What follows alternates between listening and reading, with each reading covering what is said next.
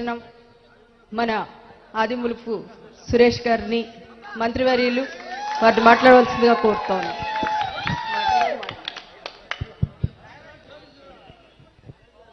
తాడికొండ నియోజకవర్గ ప్రజానికానికి వేదిక ముందున్నటువంటి పెద్దలు రీజనల్ కోఆర్డినేటర్లు శివన్నకు, భద్ర బ్రహ్మానందరెడ్డి అన్నకు, అప్రెడ్డి అన్నకు, రోసన్నకు, వేదిక పైన ఉన్నటువంటి నా సహచర మంత్రులు, మంత్రివర్యులకు, మరి ముఖ్యంగా కార్యక్రమానికి అధ్యక్షత వహిస్తున్నటువంటి మా సోదరి, ఈ యొక్క తాడికొండ నియోజకవర్గ సమన్వయకర్త, రేపు రాబోయే ఎన్నికల్లో పోటీ చేస్తున్నటువంటి అభ్యర్థి మాజీ హోమ్ మినిస్టర్ వర్యులు శ్రీమతి మేకతోటి సుచరితమ్మ గారికి, వేదిక మీద ఉన్నటువంటి కార్పొరేషన్ చైర్మన్లకు, మాజీ మంత్రివర్యులు అన్న డొక్కా మాణిక్య వరప్రసాద్ గారికి, సురేష్ గారికి, ఎంపీ గారికి అందరికీ కూడా ముందుగా నా నమస్కారాలు.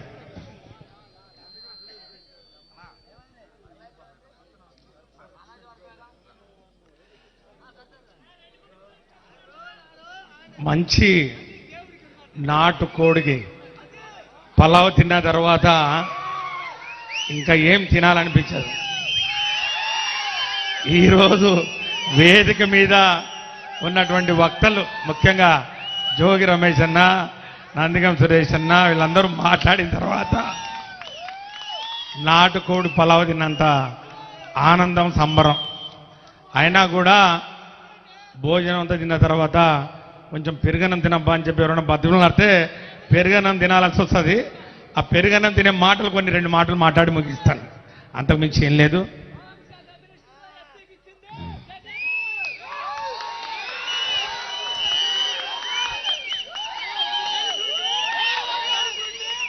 చాలా సంతోషం సుచరితమ్మ మీద మీరు చూపిస్తున్నటువంటి అభిమానం, ప్రేమ, ఆప్యాయత.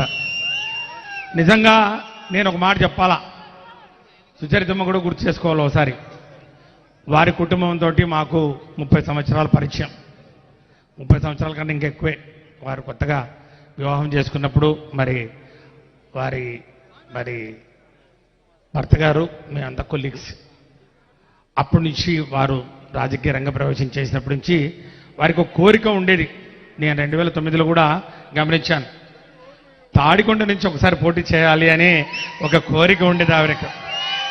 ఎందుకంటే అంతకుముందు ఆవిడ ఫిరంగపురం నుంచి తమ రాజకీయ ప్రస్థానాన్ని ప్రారంభించారు. కాబట్టి ఆ సొంత ఇంటి మమకారం ఈరోజు తాడికొండ నియోజకవర్గ సమన్వయకర్తగా నియమింపబడి జగనన్న ఆదేశాల మేరకు ఇక్కడికి రావడం అనేది ఆమె సుచరితమ్మ తన పుట్టింటికి వచ్చినంత సంతోషంగా ఉందని చెప్పి కూడా ఈ సందర్భంగా మీ అందరికీ నేను మనవి చేసుకుంటా ఉన్నా. చాలా సంతోషం. ఈరోజు మీరు ఆవిడను హక్కును చేర్చుకున్నారు. ఈరోజు ఆవిడను ఆదరిస్తూ ఇంత పెద్దగా కార్యక్రమం, ముఖ్యంగా సామాజిక సాధికారత, సామాజిక న్యాయం అనే ఒక భావజాలాన్ని తీసుకొచ్చి మీ ముందు ఆవిష్కరింపజేసే కార్యక్రమం ఈరోజు మేము చేస్తా ఉన్నాం. దానికి వేదిక మీద ఉన్న మేమందరం సాక్ష్యం. బడుగు బలహీన వర్గాల వారు, అణగారిన వర్గాల వారు, దళిత వర్గాల వారు కేవలం పేదరికం వలన, తెలివి లేక కాదు, అపారమైనటువంటి మేధో సంపద ఉన్నటువంటి వ్యక్తులు దళిత కుటుంబం నుంచి వచ్చిన దానికి నిలువెత్తు సాక్ష్యం డాక్టర్ బాబాసాహెబ్ బిఆర్ అంబేద్కర్ కానివ్వండి. కాబట్టి పేదరికం విద్యకు అడ్డొచ్చింది దళితులకు, బడుగు బలహీన వర్గాల వారికి, మైనార్టీల వర్గాల వారికి. గతంలో మనం చరిత్ర చూసాం. అన్నాన ఇక దాని గురించి మాట్లాడమంటే మాణిక్య వరప్రసాద్ నన్ను అనుగ్రహంగా మాట్లాడతారు మన చరిత్ర గురించి. ఇదంతా అంటే ఈ వెనకబడ్డ వర్గాల వారు చదువుకోవాలనుకుంటే గతంలో తరతరాలుగా మనం చూసాం. చెవులో సీసం పోసేవాళ్ళట, నాలుగు కోసేవాళ్ళంట. చదువు మీకు అవసరం లేదు, మీకు అనవసరం అని చెప్పినటువంటి అలాంటి పరిస్థితుల నుంచి చదువుతోనే అభివృద్ధి జరుగుతుంది, చదువు ద్వారానే బడుగు బలహీన వర్గాల వారు రాజ్యాధికారం వైపు అడుగులు వేస్తూ ముందుకు తీసుకుపోతేనే అభివృద్ధి జరుగుతుందని చెప్పి పెద్దలు బాబాసాహెబ్ బిఆర్ అంబేద్కర్ గారు కానివ్వండి, జ్యోతిబా ఫూలే కానివ్వండి, బాబు జగజ్జీవన్ రామ్ గారు కానివ్వండి, రామస్వామి మరి పెరియార్ రామస్వామి గారు కానివ్వండి, వీరందరి యొక్క భావజాలం, ఆలోచన విధానం, మరి అలాంటి నాయకుల కోసం మనమంతా పరితపించాం, ఎదురు చూసాం. ఆ సామాజిక న్యాయం, సామాజిక సాధికారత విద్యలో కానివ్వండి, ఆర్థికంగా కానివ్వండి, సామాజికంగా కానివ్వండి, ఎక్కడ ఉంటుంది, ఎలా ఉంటుంది, ఎప్పుడు వస్తుంది అని చెప్పి మనమంతా ఎదురు చూసాం. కానీ గతంలో పాలకులు అదంతా కూడా ఒక నినాదంగా, ఎన్నికలు వచ్చినాయంటే ఇవన్నీ మాట్లాడతారు. ఇప్పుడు మళ్ళీ ఎన్నికలు వచ్చినాయి, తెలుగుదేశం పార్టీ వాళ్ళు కూడా ఏదో కార్యక్రమం పెట్టినారు, జయహో బీసీఓ బీసీ జయహో ఏదో కార్యక్రమం పెడతా ఉన్నారు, జయహో బీసీ అని పెడతా ఉన్నారు. అంటే మనం బీసీలం, ఎస్సీలం, ఎస్టీలు, మైనారిటీలు కేవలం ఓటు బ్యాంకులు మాత్రమే, ఎన్నికలప్పుడు మాత్రమే మనం గుర్తొస్తాం. అందుకే ఎన్నికలప్పుడు మాత్రమే ఇలాంటి పదాలు మనం చూసాం. కానీ అది ఒక నినాదం కాదు, అది ఒక విధానం. ఈ యొక్క సామాజిక సాధికారత అనేది ఒక విధానం. ఇది మా ప్రభుత్వ విధానం, మా జగనన్న ప్రభుత్వం ఈరోజు అన్ని రంగాల్లో బడుగు బలహీన వర్గాల వారిని అందలం ఎక్కించి ఈరోజు పల్లకిలో కూర్చోబెట్టినటువంటి పరిస్థితి మనం చూస్తున్నాం. మార్కెట్ కమిటీ చైర్మన్లు, ఎమ్మెల్సీలు, ఎంపీపీలు, జడ్పీటీసీలు, మరి ముఖ్యంగా దేవాలయాల్లో, గుళ్ళల్లో ప్రవేశం లేదు, అంటరానితనాన్ని అంటగట్టి గుళ్ళ బయట మనల్ని కూర్చోబెట్టిన పరిస్థితుల నుంచి ఈరోజు జగనన్న ఏ గుళ్ళు అయితే నీకు ప్రవేశం లేదో ఆ గుళ్ళలో ధర్మకర్తలుగా మీరుంటారని చెప్పి ఆ దేవాలయాల ధర్మకర్తల్లో కూడా బడుగు బలహీన వర్గాల, దళిత వర్గాల మరి ప్రధానికానికి అవకాశం కల్పించినటువంటి విషయం మీరు చూశారు. కాబట్టి పరిపూర్ణమైనటువంటి సాధికారత మనకు లభిస్తుంది. రాబోయే రోజుల్లో ఇంకా కూడా మెరుగ్గా మన వెనుకబడిన కులాలు, వారికి సంబంధించినటువంటి 130 ఉపకులాలు, ఎస్సీల్లో ఉన్నటువంటి ప్రధానమైనటువంటి కులాలు, మాలలు, మాదిగలు, రెల్లీలు, వీటి మధ్య చిచ్చుకట్టి పబ్బం గడుపుకునే చంద్రబాబు నాయుడు లాంటి నాయకుల్ని మళ్ళా రానికుండా చేయాలంటే, మళ్ళా అలాంటి వ్యక్తులు వచ్చి మనల్ని చిన్న భిన్న చేసి మళ్ళా 30 సంవత్సరాలు మనల్ని వెనక్కు తీసుకుపోకుండా ఉండాలంటే జగనన్నను మళ్ళా మనం ముఖ్యమంత్రిని చేసుకోవాల్సినటువంటి అవసరం ఎంతైనా ఉందని చెప్పి కూడా మీ అందరికీ మనవి చేస్తా ఉన్నా.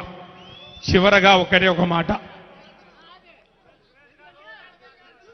ఈరోజు సుచరితమ్మ పత్తిపాడు నియోజకవర్గాన్ని వీడి ఈరోజు తాడికొండ నియోజకవర్గానికి వచ్చింది. అట్లాగే నేను ఎర్రగొండపాలెం నియోజకవర్గం నుంచి పోటీ చేశాను 2 సార్లు. ఈరోజు నన్ను అక్కడి నుంచి కొండేపి నియోజకవర్గానికి ఈరోజు అక్కడ ప్రాతినిధ్యం వహించమని జగనన్న ఆదేశాలు ఇచ్చి మమ్మల్ని ఒక ఉద్దేశంతో, ఒక ఆలోచనతో, ఒక భావజాలంతో మార్పులు చేర్పులు చేస్తున్నటువంటి నేపథ్యంలో పేపర్లో చూస్తా ఉన్నాం. గత వారం 10 రోజుల నుంచి పెత్తందారుల కాళ్ల కింద నలుగుతున్నటువంటి దళితులని, బీసీలకు ఓడిపోయి సీట్లు ఇస్తున్నారని, ఎస్సీలకు ఓడిపోయి సీట్లు ఇస్తున్నారని ఇవన్నీ మాట్లాడుతూ ఉంటే మేము చెల్లని నాణ్యాలు, చెల్లని కాసులని, మేము మరి ఈ యొక్క వలస పక్షులమని ఇవన్నీ మాట్లాడుతూ ఉన్నారు. నేను ఒకటే అడుగుతా ఉన్నా, తెలుగుదేశం పార్టీ నాయకుల్ని కానివ్వండి, జనసేన నాయకుల్ని కానివ్వండి, అయ్యా ఒకవేళ మేము చేసింది తప్పు, ఇది ఈ విధంగా మార్చకూడదు, ఈ విధంగా నియోజకవర్గాలు ఒకే నియోజకవర్గంలోనే ఎప్పుడు పోటీ చేయాలంటే, మరి ఎక్కడ పుట్టిన వాళ్ళు అక్కడే పోటీ చేయాలంటే, ముఖ్యంగా ఒక జిల్లాలో రిజర్వ్డ్ నియోజకవర్గాలు 2 లేక 3 ఉన్నప్పుడు మరి ఎక్కువ మంది మరి చైతన్యం వచ్చి వారికి అవకాశం కల్పించాలన్నప్పుడు ఎక్కడి నుంచి పోటీ చేయాలి అని నేను మిమ్మల్ని ప్రశ్నిస్తున్నాను. ఇంకొక ప్రశ్న కూడా అడుగుతా ఉన్నాను. ఒకవేళ పుట్టిన చోటే పోటీ చేయాలంటే, అయ్యా లోకేష్ బాబు గారు, తమరు ఎక్కడ పుట్టారు? తమరు పేరు కూడా పలకని నియోజకవర్గం,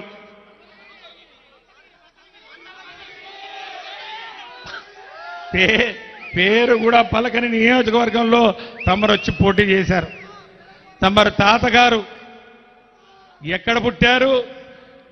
హిందూపురం అని చెప్పి రాయలసీమ వరకు అక్కడి వరకు పోవాల్సినటువంటి అవసరం ఎందుకు వచ్చింది? అయ్యా పవర్ స్టార్ గారు, మీకు అంత పవర్ ఉందంటే ఒకవేళ నిజంగానే రాజ్యాంగంలో ఏదైనా మార్పులు చేసి ఒక వ్యక్తి 2 అంతకన్నా ఎక్కువ స్థానంలో కూడా పోటీ చేయొచ్చు అని చెప్పింటే, మొన్ననే పవన్ కళ్యాణ్ 8 సీట్లు అడిగాడు కదా, 8 సీట్లో కూడా పోటీ చేసేవాడు, అన్నిట్లో కూడా డిపాజిట్లు గల్లంత అయ్యేవి అనే విషయాన్ని గమనిస్తూ ఒకసారి గమనించాలని చెప్పి కూడా మీకు మనవి చేసుకుంటూ, పవన్ కళ్యాణ్ గారు మీరు ఎక్కడి నుంచి పోటీ చేశారు? గాజువాకతో మీకేం సంబంధం? మీకేం సంబంధం? మీరు ఎందుకు పోయారు అక్కడికి? ఈరోజు మా నాయకుడు మమ్మల్ని చేపట్టుకొని నడిపిస్తూ మేము ఈరోజు శ్రీకాకుళం నుంచి చివరగా చిత్తూరు అనంతపురం దగ్గర మరి ఉన్నటువంటి నియోజకవర్గాల్లో 175 నియోజకవర్గాల్లో ఎక్కడైనా కూడా మేము పోటీ చేయడానికి సిద్ధంగా ఉన్నామంటే దానికి కారణం, దానికి ధైర్యం మా జగనన్న చేసినటువంటి సంక్షేమ పథకాలు, సంక్షేమ కార్యక్రమాలు అవి మమ్మల్ని గెలిపిస్తాయని ఒక ప్రగాఢమైన విశ్వాసం. ఎందుకంటే మీరు ఓటర్ దేవుళ్ళు, మీరు 2019లో తీసుకున్నటువంటి ఒక గొప్ప నిర్ణయం, ఆ రోజు ఒక అవకాశం ఇవ్వమని చెప్తే మీరు ఇచ్చినటువంటి ఆ ఒక గొప్ప అవకాశాన్ని ఏ విధంగా సద్వినియోగం చేసాం, ఏ విధంగా 2,36,000 కోట్ల రూపాయలు అవినీతి రహితంగా పారదర్శకంగా జవాబుదారీతనంతో మీ అకౌంట్లోకి వేసిన విషయాన్ని మీరందరూ కూడా చూశారు.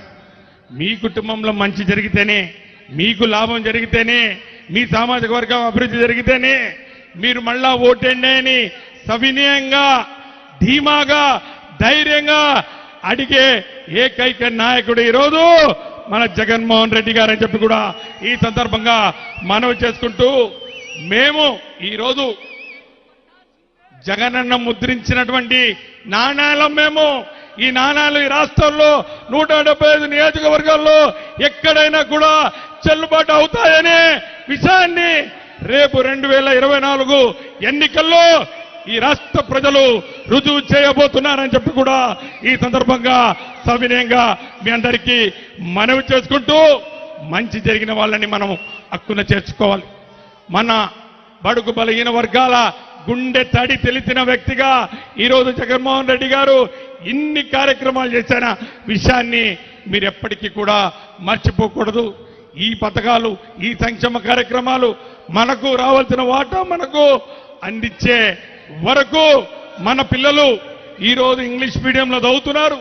మన పిల్లలు ఈరోజు మరి ఐక్యరాజ్య సమితిలోకి వెళ్ళి ఇంగ్లీష్లో మాట్లాడుతున్నారంటే ఈరోజు పవన్ కళ్యాణ్ నువ్వు మాట్లాడతావు. ఈరోజు సినిమాలో ఏదో ఒక షూటింగ్ లో 2 ఇంగ్లీష్ మాటలు మాట్లాడితే ఇంగ్లీష్ వచ్చిందని అనుకుంటే, ఈరోజు పవన్ కళ్యాణ్ మీకు ఇంగ్లీష్ మీడియం ఈ యొక్క ప్రభుత్వ పాఠశాలలో వద్దనుకుంటే ఈరోజు నేను నిన్ను ప్రశ్నిస్తున్నాను. ఈ రోజు మా జగనన్న ప్రవేశపెట్టినటువంటి ఇంగ్లీష్ మీడియంలో చదువుతున్నటువంటి బడుగు బలహీన వర్గాల వారు, దళిత వర్గాల వారి పిల్లలతో సమానంగా నువ్వు పవన్ కళ్యాణ్ ఇంగ్లీష్ లో మాట్లాడగలవా అని చెప్పి నేను ఈ సందర్భంగా నీకు ఒక సవాల్ విసురుతా ఉన్నాను. ఈ ఐబీ కరికులంలో చదవాలంటే లక్షల రూపాయలు కావాలి. ఐబీ కరికులం సిబిఎస్ఈ సిలబస్ ఈరోజు ప్రభుత్వ పాఠశాలలో అందిస్తున్నటువంటి విషయాన్ని మీరందరూ కూడా గమనించుకోవాలని చెప్పి తెలియజేసుకుంటూ, సుచరితమ్మ గురించి ఒక చివరి మాట. సుచరితమ్మ చాలా సౌమ్యురాలు. ఎంత కోపంతో వచ్చిన వ్యక్తి అయినా కూడా ఆవిడని చూసి ఆవిడ మాట్లాడితే 2 మాటలు మాట్లాడితే ఐసు ముక్కలా కరిగిపోయి, అమ్మ పొరపాటైంది, ఇది నేను సరిగా అర్థం చేసుకోలేదని చెప్పి మరి చల్లబడి వెనక తిరిగిపోయే పరిస్థితులు నేను ఎన్నో చూశాను.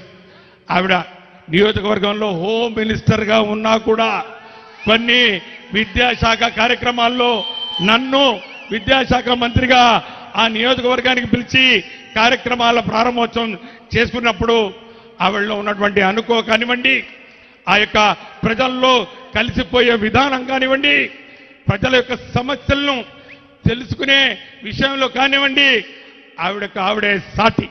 ఎందుకంటే ఈరోజు జగనన్న అనుంగ శిష్యురాలుగా తాడికొండ నియోజకవర్గంలో ఈరోజు ఈ ప్రజానికానికి సేవ చేయడానికి ఒక అవకాశాన్ని జగనన్న కల్పిస్తే సంతోషంగా మిమ్మల్ని నమ్మి మీ ఆశీర్వాదంతో మీ ప్రేమ అనురాగాలు పంచిస్తారనే ప్రగాఢమైన నమ్మకం విశ్వాసంతో ఇక్కడికి రావడం జరిగింది.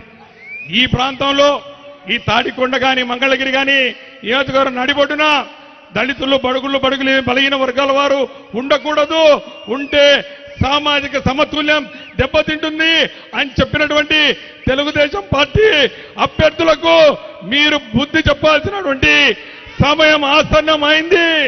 ఈ యొక్క ప్రాంతంలో 50,000 పట్టాలను పంపిణీ చేసినటువంటి ఘనత జగనన్న ప్రభుత్వాన్ని చెప్పి కూడా మీ అందరికీ మనవి చేసుకుంటూ, సామాజిక న్యాయం అంటే తాడికొండ నుంచే ప్రారంభం కావాలి. ఈ రాష్ట్రం అంతా కూడా తాడికొండ వైపు చూస్తుందని చెప్పి కూడా మీ అందరికీ మనవి చేసుకుంటూ మరొకసారి ఈ కార్యక్రమాన్ని మీరు ఇంత పెద్ద ఎత్తున స్వీకరించి ఆదరించి దీన్ని జగనన్న రాకపోయినా కూడా జగనన్న కట్అవుట్ పెట్టుకొని వస్తేనే ఇంతమంది వచ్చారు కాబట్టి మీ అందరికీ మరొక్కసారి పేరు పేరున చేతులు జోడించి సవినయంగా శిరస్సు వంచి నమస్కారాలు తెలియజేసుకుంటూ జై జగన్.